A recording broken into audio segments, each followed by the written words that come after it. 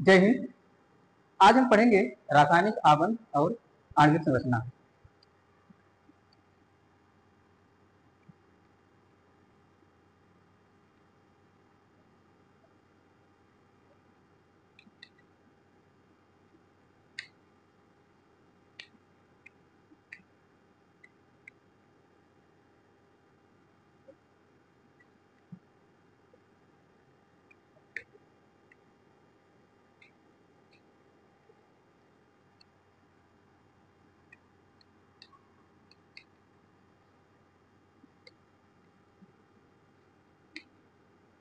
Chemical bonding and molecular structure.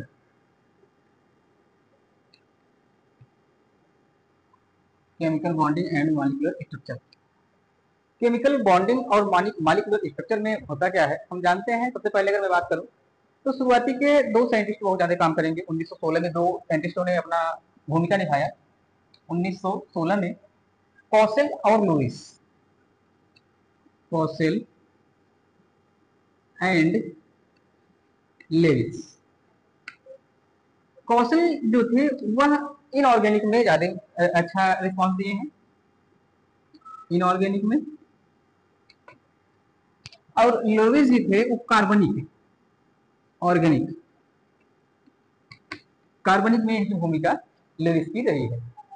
कौशल और Lewis के आधार पर दो साइंटिस्ट जो मिल करके एक रूल को नींव दिए, एक रूल बनाए, उसका नाम था लेविस का octet rules of Lewis, octet theory, octet theory.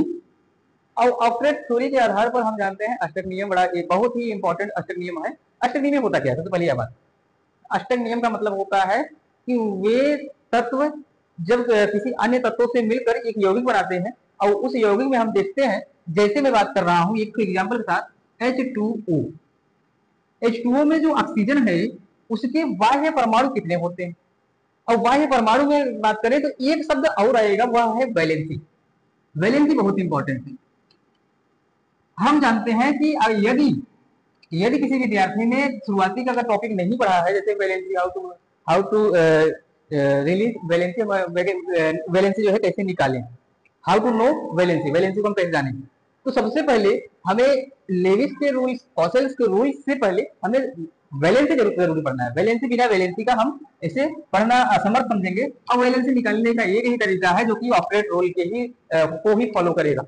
ऑक्ट्रेट rule के आधार पर एक टॉपिक और बिलोंग करता है, तो वह टॉपिक है क्या, सबसे पहले उसे हमें जानना है। वैलेंसी हम हेडलाइन डालेंगे, वैलेंसी संयोजकता। किसी तत्व के बाह्य कोश में उपस्थित इलेक्ट्रॉन उस तत्व की संयोजकता कहलाती है। फिर से कह रहा हूं कि किसी तत्व के बाह्य कोश में उपस्थित इलेक्ट्रॉन उस तत्व क्या कहलाती है, संयोजकता कहलाती है। Outer most electron, outer most electron क्या है हम जानते हैं। सबसे पहले हम इलेक्ट्रॉनिक कॉन्फ़िगरेशन करेंगे अकॉर्डिंग टू अफबाउज लॉ। अफबाउज एक प्रिंसिपल है, तो अकॉर्डिंग टू अफबाउज लॉ इसको क्या करेंगे। अगर मैं बात करूं तो वैलेंसी जानना हो किसी तत्व का, तो इलेक्ट्रॉनिक में ऑक्सीजन कर रहा हूं। और ऑक्सीजन का ऑक्सीजन परमाणु क्रमांक कितना होता है, 1 होता है, 8 होता है। और हम इलेक्ट्रॉनिक में करेंगे 1s2 2s2 2p6। यह होता है लेकिन यह होगा नहीं, क्योंकि 8 है, 2 2 4 और यहां पर हो जाएगा क्या। अब 6 कंप्लीट करने के लिए हम जानते हैं एस पी डी एफ को भी ध्यान देना। S P D F, S में मैक्सिमम कितने इलेक्ट्रॉन होने चाहिए आपको भली भांति मालूम है, मैंने बताया ही है कि भाई 2 इलेक्ट्रॉन मैक्सिमम, मिनिमम शून्य भी हो सकता है। पी में कितने इलेक्ट्रॉन मैक्सिमम चाहिए, पी में मैक्सिमम 6 इलेक्ट्रॉन चाहिए। डी में कितने मैक्सिमम इलेक्ट्रॉन चाहिए, डी में 10 इलेक्ट्रॉन चाहिए। एफ में कितने इलेक्ट्रॉन चाहिए, 14 इलेक्ट्रॉन चाहिए। तो इस नियम के आधार पर बताओ पी में मैक्सिमम कितना होना चाहिए। तो हम जानते हैं सर यहाँ पर अगर हम 1s2 कर दें, 2s2 कर दें और 2p6 कर दें, तो यहाँ पे क्या किया, इसने 2 इलेक्ट्रॉन लोन ले लिया और इसलिए यहाँ पर आयन इसका 2 हो गया। अब हम जानते हैं कि जो लिया गया या जो दिया गया इलेक्ट्रॉन या दिया गया इलेक्ट्रॉन उस तत्व की संयोजकता कहलाती है। साफ सुथरे शब्दों में, लिया गया इलेक्ट्रॉन या दिया गया इलेक्ट्रॉन, या तो बोल रहे हैं लिया गया इलेक्ट्रॉन या दिया गया इलेक्ट्रॉन उस तत्व की संयोजकता कहलाती है। यहाँ पर इस नियम से क्लियर हो गया। एक नियम और है, एक नियम और है, वह नियम क्या है जी, तो वह नियम हमारा 2, 10, 18 का नियम है। तो ये हर जगह फॉलो यह नहीं करता है, लेकिन कुछ हद तक फॉलो करता ही है। हम जानते हैं कि केमिस्ट्री हो या फिजिक्स हो, फिजिक्स तो फिलहाल ठीक था, लेकिन केमिस्ट्री अगर कोई भी नियम 75% फॉलो कर रहा है तो वह समझ लो बहुत बहुत ही स्पेशलाइजेशन नियम है, नहीं तो यह 20% के ऊपर कहीं फॉलो करता ही नहीं है, हर जगह एक्सेप्शन ऑर्डर आ ही जाते हैं। तो चलो यहाँ की बात करते हैं। जैसे मैं बात कर रहा हूँ 2, 10, 18 और 2, 10, 18 यह क्या है, इनर्ट गैस है, inert gas law.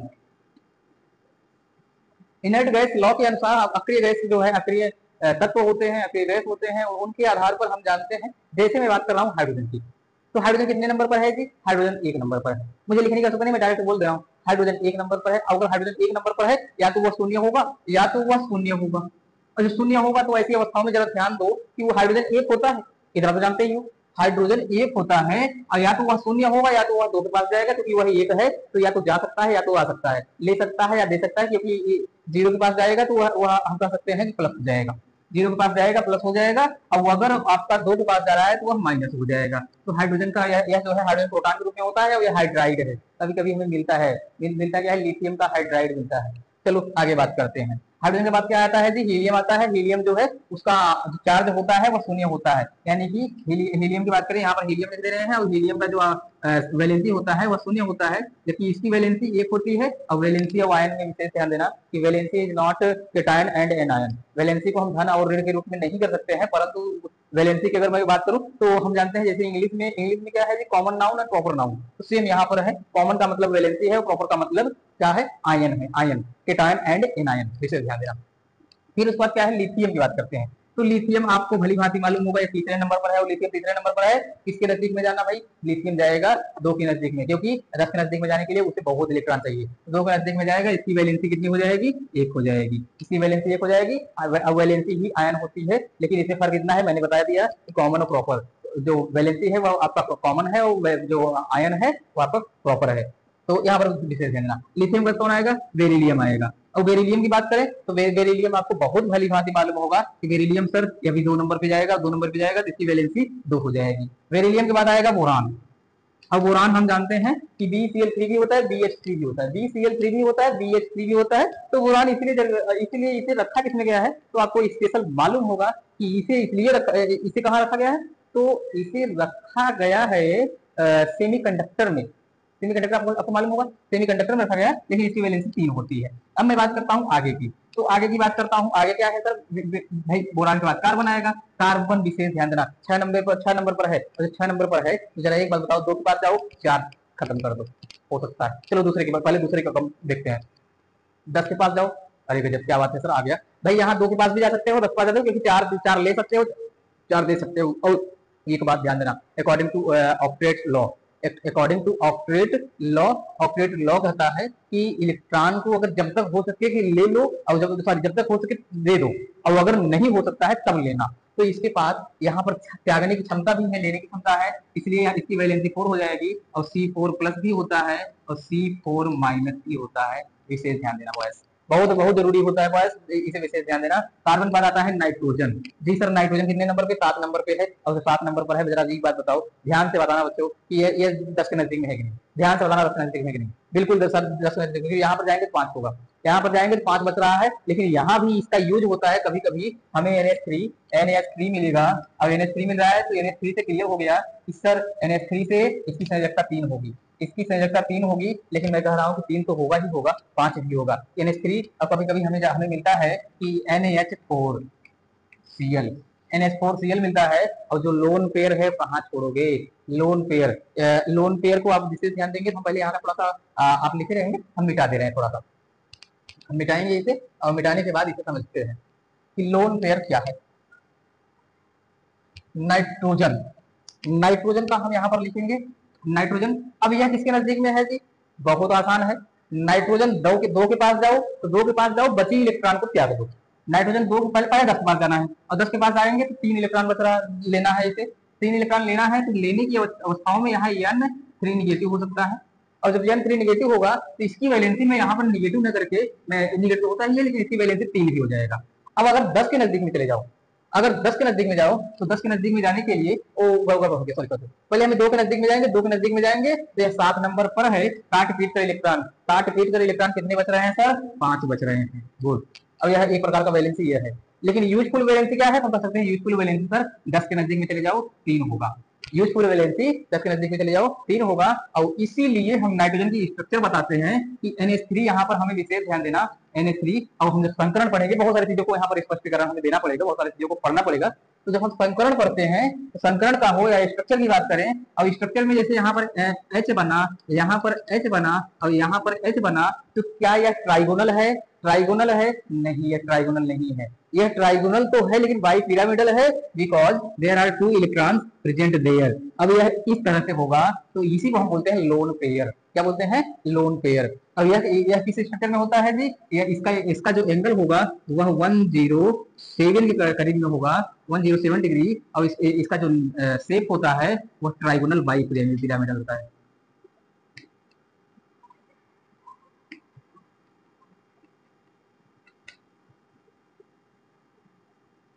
Trigonal bi pyramidal.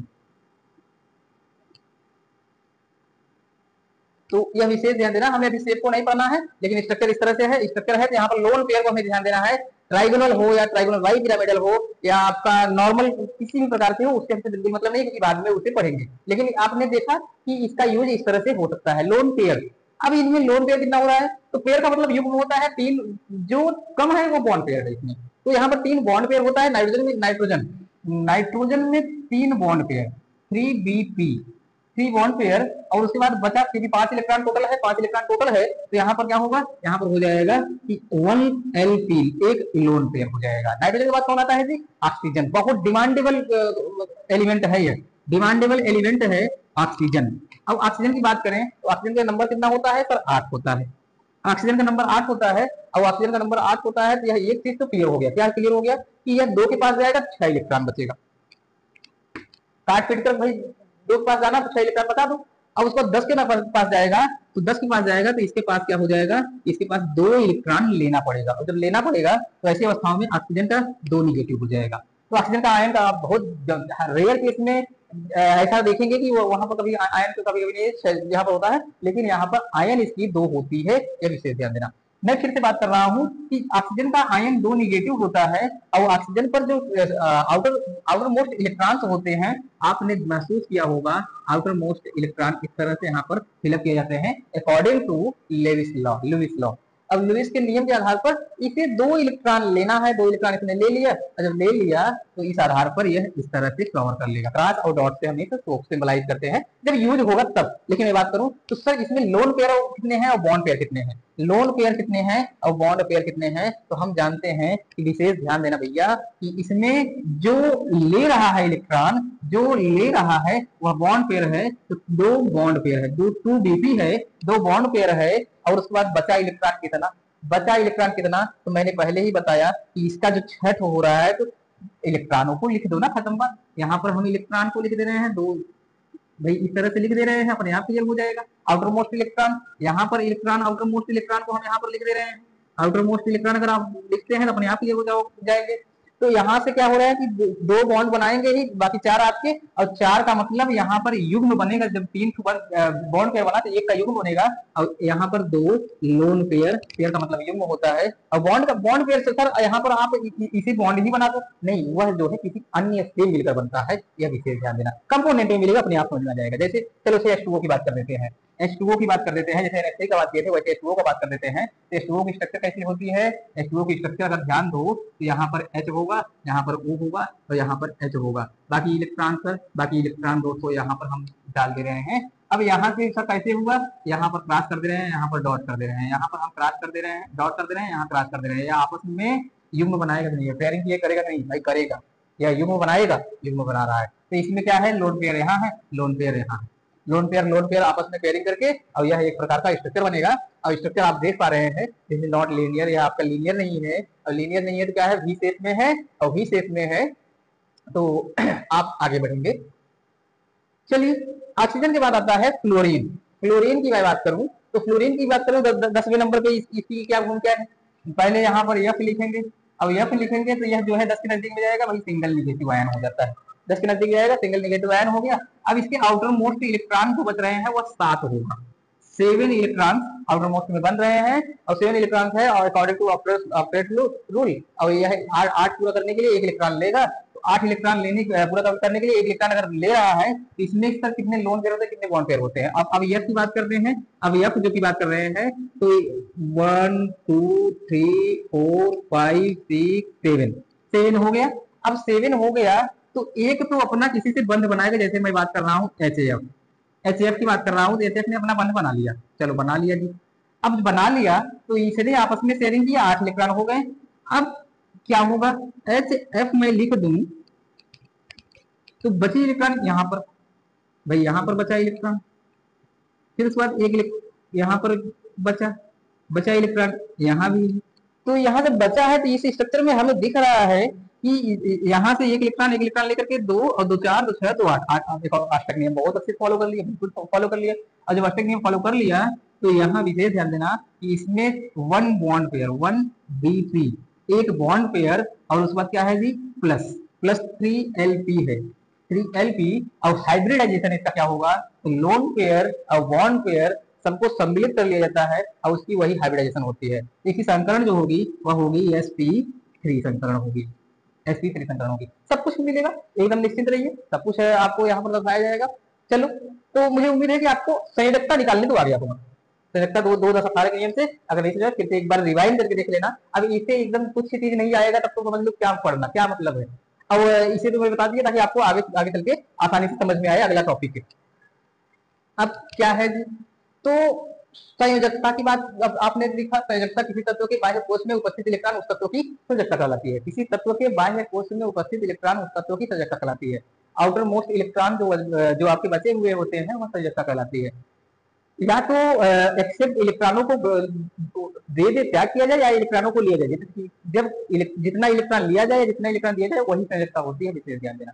या तो इलेक्ट्रॉन लिया जाए या तो इलेक्ट्रॉन दिया जाए वही संयोजकता होती है। अब संयोजकता के बाद की बात करें तो संयोजकता के बाद एक बड़ा अच्छा हेडलाइन होता है कि वैद्युत संयोजी आबंध। वैद्युत संयोजी आबंध क्या है? इलेक्ट्रोवैलेंस बॉन्ड।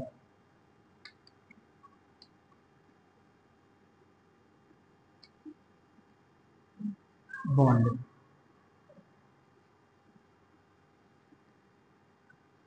इलेक्ट्रोवैलेंस बॉन्ड किस तरह से होती है? वैद्युत संयोजी आबंध का मतलब होता है कि वह अपने इलेक्ट्रॉनों को ट्रांसफर कर दे, transfer to electron.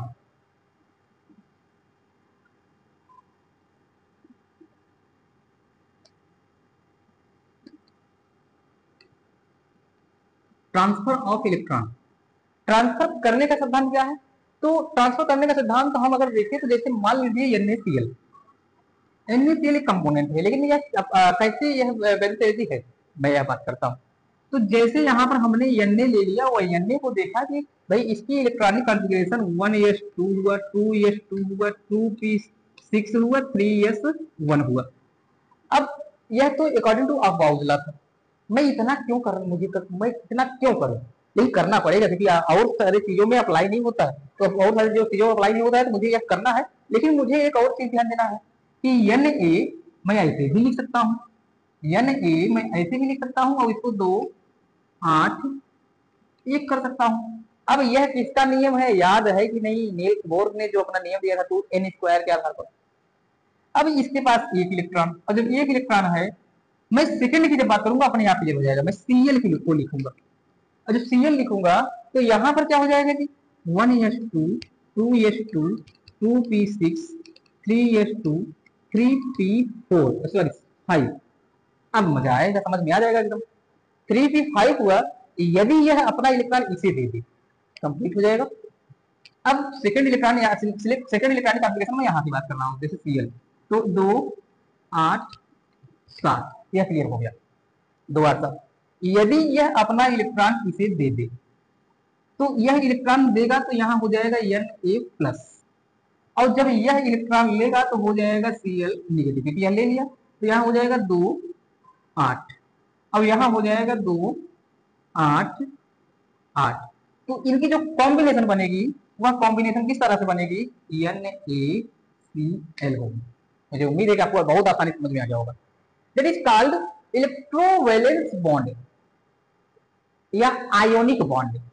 Ionic bond,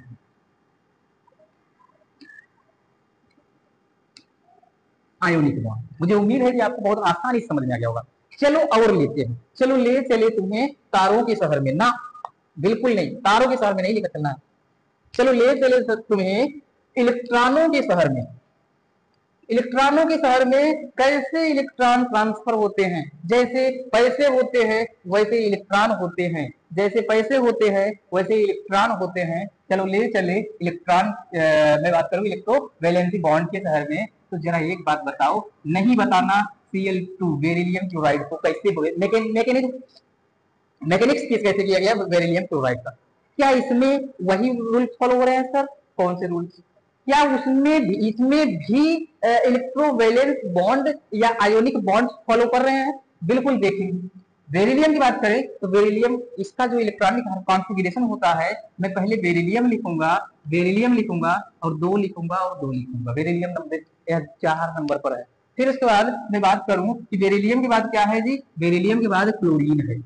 अब क्लोरीन का 2 और 2 के बाद मैं लिखूंगा 8 और 8 के बाद 7 लिखूंगा। बट यहाँ पर विशेष ध्यान देना, क्लोरीन भैया 2 है, क्लोरीन भैया 2 है, यहाँ मैं 2 कर दूंगा। क्यों 2 है? तो यहाँ पर एक इलेक्ट्रॉन एक क्लोरीन के लिए, दूसरा इलेक्ट्रॉन दूसरे क्लोरीन के लिए। तात्पर्य क्या है जी, बेरिलियम 2,2 कर दे रहे हैं, बेरिलियम 2,2 कर दे रहे हैं और प्लस यहाँ पर क्या करेंगे, Cl करेंगे 2, 8, 7 करेंगे एक बॉक्स में, सेकेंड बॉक्स में Cl करेंगे 2, 8, 7 करेंगे। या क्या मजेदार बात है सर, कितनी अच्छी सी बात है। अब एक इलेक्ट्रॉन यह इसे देगा, एक इलेक्ट्रॉन यह इसे देगा। कितना अच्छे से ट्रांसफर कर दिया, इतना अच्छे से ट्रांसफर कर दिया कि बाद में यह हमें देखने को मिला कि Be और Be जो होता है 4+ में कभी त्यागेगा, जब त्याग देगा तो यहाँ पर क्या हो जाएगा जी, यहाँ पर 2+ हो जाएगा।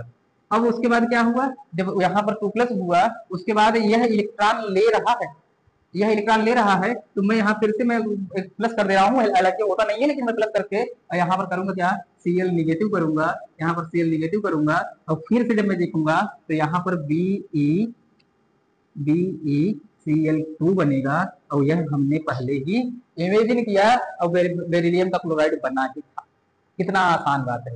एक बात ध्यान देना दोस्तों, और इसीलिए हमने जब अभी एक टॉपिक जो पढ़ाएंगे तो सबसे महत्वपूर्ण टॉपिक वह है पीरियोडिक टेबल कि एस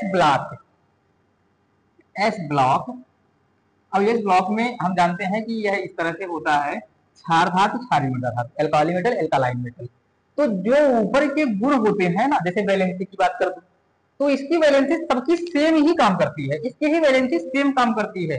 तो क्या यह बेरिलियम के लिए है, तो क्या आगे भी होगा, बेरिलियम के लिए है तो मैग्नीशियम के लिए होगा, MgCl2 का होगा, यह इसमें कोई दुविधा नहीं है।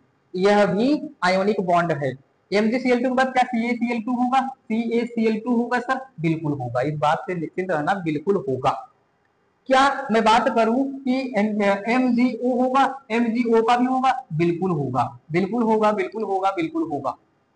क्या मैं बात करूं सर, जरा एक बात बताइए, आपने NaCl का बताया था, एक बार फिर से बताइए, NaCl का होगा, बिल्कुल होगा। सर एक बात बताइए, क्या यहाँ पर KCl का भी होगा, बिल्कुल होगा। सर एक बात बताइए, LiCl का भी होगा, अरे एकदम पूछो मत, होगा।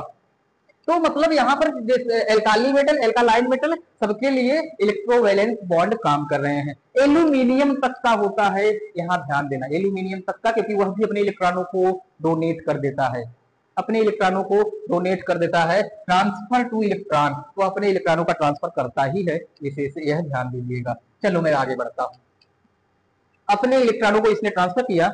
अब इसके बाद जो है वह क्या है, इसके बाद मैं एक बात करूं तो कोऑर्डिनेशन बॉन्ड, लेकिन कोऑर्डिनेशन पहले कोवैलेंट बॉन्ड को समझते हैं। कोवैलेंट बॉन्ड,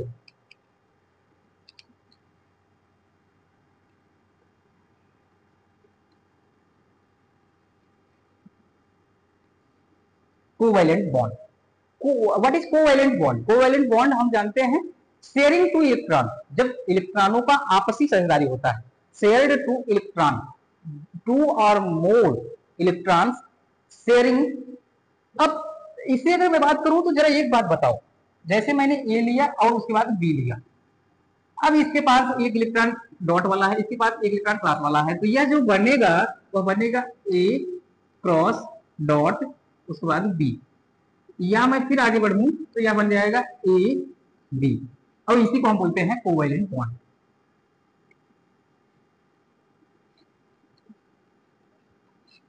कोवैलेंट बॉन्ड, सहसंयोजी आबंध, दो या दो से अधिक इलेक्ट्रॉन आपस में साझेदारी करके जो बंध बनाते हैं उसे हम सहसंयोजी आबंध कहते हैं।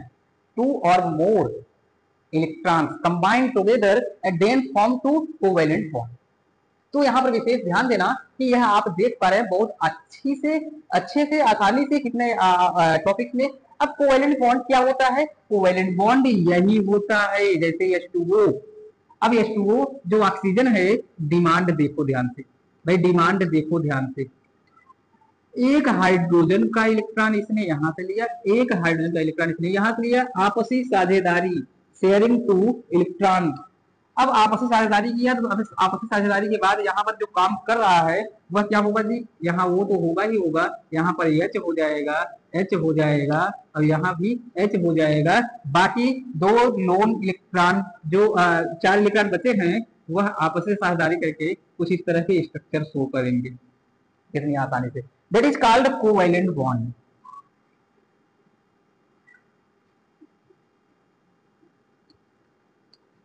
That is called lone pair. That is called lone pair. तो मुझे उम्मीद है मैं और सारे चीजों को पढ़ाने का प्रयास कर सकता हूं, लेकिन रीजन यह है कि वीडियो थोड़ा लंबा हो गया।